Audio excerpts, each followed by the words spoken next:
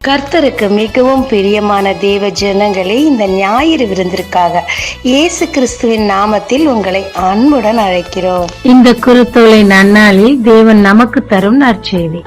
சகரியா 9:9. சீயோன் குமாரத்தியே மிகவும் களிக்கூறு, எருசலேம் குமாரத்தியே கம்பீரி, இதோ உன் ராஜா உன்னிடத்தில் வருகிறார். அவர் நீதியுள்ளவரும் ரட்சிக்கிறவரும் தாழ்மையுள்ளவரும், கழுதையின் மேலும் கழுதை குட்டியாகிய மரியின் மேலும் ஏறி வருகிறவருமாயிருக்கிறார். ஆமாங்க, சகரியா 9:9 தீர்க்க தரிசனமாய் சொன்ன வார்த்தை இது.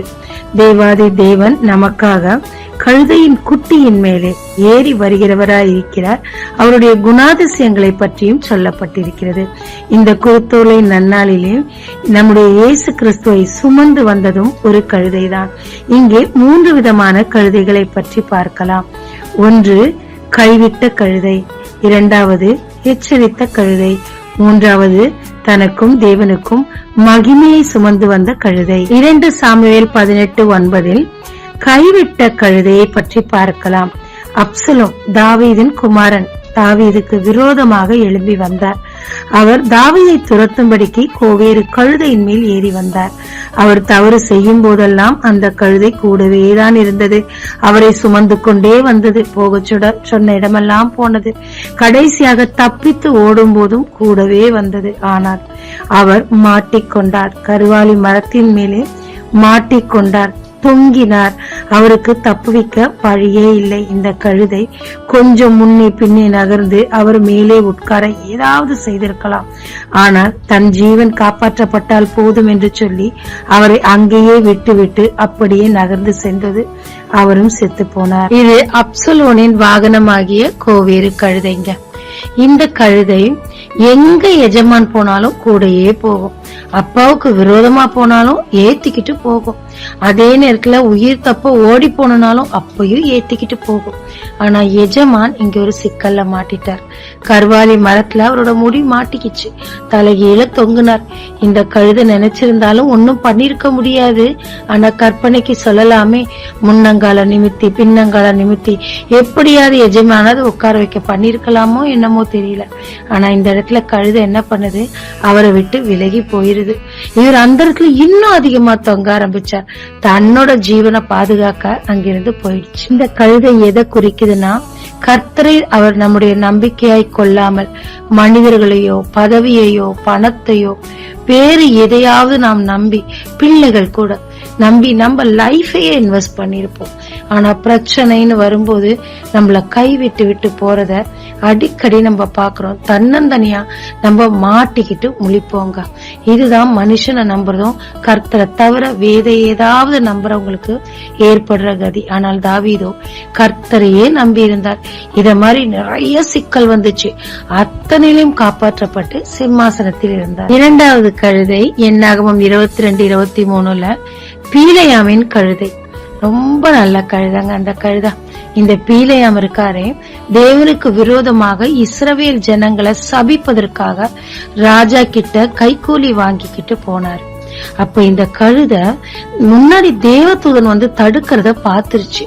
எங்க நம்ம எஜமான அடிச்சு போட்டுருவாங்களோன்னு சொல்லிட்டு செவரு பக்கம் போகுது, இந்த பக்கம் போகுது, அவரை காப்பாத்த துடிக்குது. இந்த மனுஷன் அதை புரிஞ்சுக்காம 3 தரம் கழுதைய அடிக்கிறாரு. தேவன் கழுதையோட வாயை திறக்கிறார். அப்ப கழுதை பேசுது, நீ கொண்டு வந்த நாள்ல இருந்து இப்படி நான் பண்ணிருக்கிறேனா? என்னைக்குமே பண்ணதில்லையே. நான் உன்னை உண்மையா சேவிச்சேனே, என்ன எதுக்கு அடிக்கிறேன்? அப்ப தேவன் இவரோட கண்களை திறந்த போது உருவிய பட்டயத்தோடு தேவதூதன் நின்றார். தேவதூதன் சொன்னது என்ன தெரியுமா? இந்த கழுதை மட்டும் இல்லைன்னா நான் உன்னை அப்பவே அடிச்சிருப்பேன். இதுதான் உன்னை காப்பாத்துச்சுன்ற மாதிரி சொல்றார். இது நம்மை எச்சரிக்கும் கழுதை. கர்த்தர் அநேக நேரத்துல தவறான காரியங்களுக்கு நேராக தேவ திட்டம் இல்லாம நம்ம போகும்போது, தேவ ஆலோசனை இல்லாம போகும்போது, எங்கேயாவது மாட்டிக்க போறோம்னு சொல்லிட்டு கர்த்தர் சில தடைகளை கொண்டு வருவார். நம்ம என்ன யோசிப்போம், இந்த தடை இருக்கிறதுனால நான் அதை போய் அடைய முடியலன்ட்டு.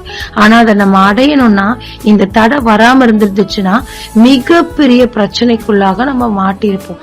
சோ தேவன் சில நேரத்துல கொண்டு வருகிற தடை போது நம்ம உட்கார்ந்து நிதானிச்சு, ஏன் இந்த தடை, கர்த்தர் இதுல என்ன சொல்ல வருகிறார், எதற்காக இதை கர்த்தர் தான் தடுக்கிறாரா, சத்ரு தடுக்கிறானா, சாத்தான் தடுக்கிறானா, நிதானித்தறிந்து ஒரு எச்சரிக்கையோடு நாம் முன்னேறும் போது இந்த மாதிரி பெரிய மரணங்கள்ல இருந்து கூட நம்ம தப்பிக்கலாம், தேவையற்ற நஷ்டங்கள்ல இருந்து கூட தப்பிக்கலாங்க. இது தேவனுடைய எச்சரிக்கையை நிரூபிக்கும் ஒரு கழுதை. மூன்றாவது கழுதை தாங்க, ரொம்ப நல்ல கழுதை. இது சகரியா 9:9 சொல்லி இருக்கு இல்லையா, கழுதையும் கழுதை குட்டியின் மேலும் கர்த்தர் வராரு, நமக்காக வராரு, ராஜா வராருன்னு சொல்லிட்டு. ராஜானா குதிரையில கம்பீரமா வருவாங்க. ஆனா உண்மை என்னன்னா, தாவீது கூட சாலமோன ராஜ்யத்துக்கு கூட்டிட்டு வரும்போது கழுதையில தான் கூட்டிட்டு வராரு. ஏன்னா அது அவங்களோட ஒரு புரோட்டோகால் நினைக்கிறேன். அந்த மாதிரிதான் இங்க கூட இந்த ராஜாவை கழுதை குட்டி மேல வரான்னு சொல்றாங்க. இங்க ஏசப்பா செலக்ட் பண்றாரு, அந்த கழுதை குட்டியை செலக்ட் பண்ணி அது 2 வழியில கட்டப்பட்டிருக்கும், நீங்க போய் கூட்டிட்டு வாங்கன்னு சொன்னப்ப அது சந்தோஷமா வந்துச்சு. ஏன்னா எஜமானுடைய சத்தம் அதுக்கு தெரியுது. ஏன்னா படைப்பு, அது படைத்தவர் அந்த கழுதை தான் முன்குறிச்சு வச்சிருந்தாரு. ஏன்னா அந்த கழுதை ரொம்ப ரொம்ப பரிசுத்தமானது. எப்படி சொல்றேன்னா, இதுவரை ஒருவரும் ஏறியிராத கழுதை, யாருக்குமே பயன்பாட்டுக்குள்ள போகாம, இதுவரைக்கும் எந்த ஒரு அடிமைத்தனத்துக்குள்ளயும் போகாம ஒரு ஃப்ரெஷ்ஷான கழுதை. அதுதான் கர்த்தர் கூட்டிட்டு வராரு. அந்த கழுதையும் வருது. கர்த்தர் அது மேல ஏறி சவாரி பண்ணும் போது ஒசன்னா ஒசன்னான ஓலைகளை தூக்கி கீதங்களும் பாடல்களும், எவ்வளவு பெரிய மரியாதை, காலுக்கு கீழே துணி விரிப்புகள், கம்பள விரிப்புகள். கழுத நினைச்சிருக்கோம், ஐயோ இத்தனை நாள் நான் கட்டப்பட்டிருந்தேன், என்னை யாருமே கண்டுக்கறல, இன்னைக்கு இந்த கர்த்தர் என் கட்டை அவிழ்த்து விட்டார். யாருக்கும் இதுவரை அடிமையாகல, ஆனாலும் அடிமையாக நியமிக்கப்பட்டிருந்தேன். ஆனா தேவன் என்னை அவிழ்த்து சுயாதீனம் ஆக்குறது மட்டுமல்லாம எனக்காக கம்பளமெல்லாம் விரிக்கப்படுதுன்னு சொல்லி அந்த கழுத நினைச்சிருக்கோங்க. நம்ம இயேசுவ சுமந்தா அவர் நம்மள சுமப்பாருங்க. ஒரு ஊழியக்காரன் படிப்பறிவே இல்லாதவனா கூட இருக்கட்டுமே, பேதுரு மாதிரி, ஆனா ஊழியத்தை தூக்கி கையில எடுக்கும் போது, அவன் மூலம் கர்த்தர் அற்புத அடையாளங்களை செய்யும் போது, அவர் மூலம் ஜெபங்கள் கேட்கப்படும் போது, பெரிய கலெக்டரா இருந்தானே, டாக்டரா இருந்தானே, போலீஸா இருந்தானே, நீதிபதியா இருந்தானே, அவர் முன்னாடி முட்டி போட்டு ஜெபம் பண்ணுவாங்க. இயேசுவை சுமக்கிற ஒவ்வொருவருக்கும் கிடைக்கிற கனம் இதுங்க. நம்ம எந்த விதமான கழுதையோட பிரயாணம் பண்ண போறாங்க? கர்த்தரை தன்னுடைய பலனா நம்பிக்கையா எண்ணாம மனுஷர்களையோ பொன்னையோ பொருளையோ நம்ம நம்பி போகும்போது அது கடைசியில நம்மள கைவிடுங்க. இந்த பிரயாணம் நமக்கு வேண்டாம். அல்லது நீதிமான் என்ன குட்டட்டும், என் தலைக்கு இன்பமா இருக்கும் தாவீது சொன்னாரே, அப்படிப்பட்ட எச்சரிக்கும் நண்பர்களோட நாம் பிரயாணம் பண்ணா நம்ம ஜீவன் பாதுகாக்கப்படுங்க. அல்லது புத்திசாலியான கழுதை, இயேசுவையே சுமந்த கழுதை, அவருக்கும் நமக்கும் மகிமை கொண்டு வருங்க. அப்படிப்பட்ட கழுதையில பிரயாணம் பண்ண போறோமோ, எப்படிப்பட்டதுன்னு இன்னைக்கே நம்ம டிசைட் பண்ணுவாங்க. தேவன் நம்மை மகிமைப்படுத்த காத்திருக்கிறார். ஊழியன் என்று தனிப்பட்ட ஒரு அழைப்பு இருக்கலாம், ஆனாலும் கர்த்தர் சொல்லுகிறார், ஒவ்வொருத்தரும் உலகமெங்கும் போய் சுவிசேஷத்தை பிரசங்கியுங்கள். இயேசு சுவாமியை நம்ம சொந்த ரட்சகரா நம்ம ஏற்றுக்கொண்டோமானா நம்ம அத உலகத்துக்கு சொல்றது நம்ம மேல விழுந்த கடனுங்க, நம்ம முதுகுல இருக்கிற சுமைங்க. அது சொல்லித்தாகணும். ஏன்னா உங்க கூட படிச்சவங்க, வேலை பார்த்தவங்க, இல்ல பக்கத்து வீடு அக்கத்து வீடு மிகவும் நெருங்கினவங்க, நண்பர்கள், நீங்க பரலோகத்துல இருக்கும் போது அவங்க நியாய தீர்ப்பு அடைஞ்ச நரகத்துக்கு போனா இவங்க எங்களுக்கு சொல்லல, சொல்லியிருந்தா நாங்க ஏத்திருப்போம், இந்த நரகம் எங்களுக்கு வேண்டான்னு சொன்னா நியாய தீர்ப்புல என்னங்க பதில் சொல்ல முடியும்? அதனால சமயம் வாய்த்தாலும் வாய்க்காட்டியும் தேவனை சுமக்கும் கழுதைகளாக நாம் இருக்கும் போது அந்த கழுதைக்கு கிடைத்ததை விட அதிகப்படியான மேன்மையும் மகிமையும் இன்மையிலும் மறுமையிலும் நமக்கு கிடைக்குங்க. இந்த குருத்தோலை திருநாளில் இந்த செய்தியை கர்த்தர் நமக்கு தராருங்க. இன்னும் கொஞ்சம் தியானித்து தேவனை சுமக்க ஆயத்தப்படுவோம். தேவனுடைய மகிமை நமக்காக வைக்கப்பட்டிருக்குங்க. ஜெபிக்கலாமாங்க. ஆண்டவரே, உண்மையே என்னுடைய நம்பிக்கையாக பலனாக கொள்ளவும், உலக காரியங்கள்ல நம்பிக்கை வைத்து ஏமாறாமல் இருக்க ஞானம் தாங்க.